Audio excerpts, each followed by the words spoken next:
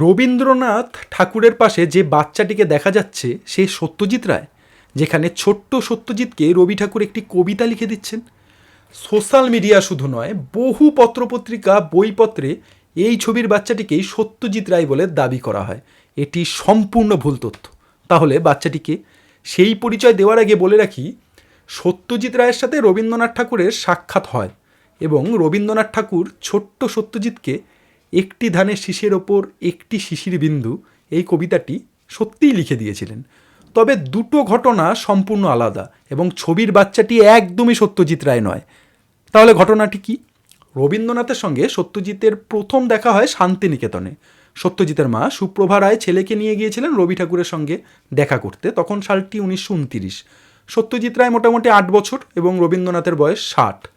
সত্যজিৎ রায় একটি খাতা নিয়ে গিয়েছিলেন রবি ঠাকুরের অটোগ্রাফ নেবেন বলে, কিন্তু রবি ঠাকুর খাতায় সই না করে খাতাটি নিজের সঙ্গে করে নিয়ে চলে যান। এতে খুব কষ্ট পান ছোট্ট সত্যজিৎ। পরদিন আবার রবি ঠাকুরের দেখা পেতে সত্যজিৎ রবি ঠাকুরের উত্তরায়ণের বাড়িতে চলে যান। সেখানে যেতেই রবি ঠাকুর খাতাটি ফেরত দেন সত্যজিৎকে।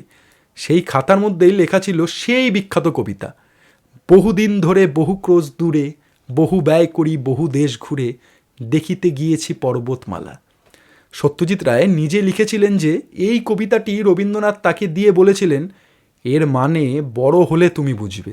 এবং রবীন্দ্রনাথের মৃত্যু অবধি, প্রায় এই ঘটনার 12 বছর পর অবধি, কবিতাটি যতদিন না পত্রিকা বা বইতে ছাপা হয়েছিল ততদিন এই কবিতাটাই ছিল রবীন্দ্রনাথের দেওয়া সত্যজিৎ রায়ের একান্ত সম্পত্তি।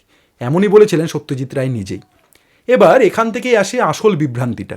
কেউ হয়তো নেট সার্চ করে এই ছবিটি পেয়ে এই ঘটনার সাথে মিলিয়ে ছড়িয়ে দিয়েছিলেন, বলেছিলেন বাচ্চাটি সত্যজিৎ রায়। তারপর থেকে এই ভুলটি ক্রমাগত চলছে।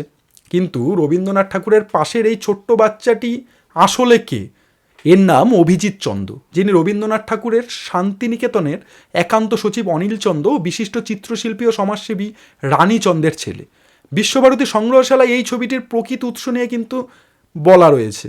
তারপরেও নামকরা নিউজ চ্যানেল থেকে শুরু করে প্রথম সারির পত্রিকা ছবির বাচ্চাটিকে সত্যজিৎ রায় বলেই চালিয়ে যায়।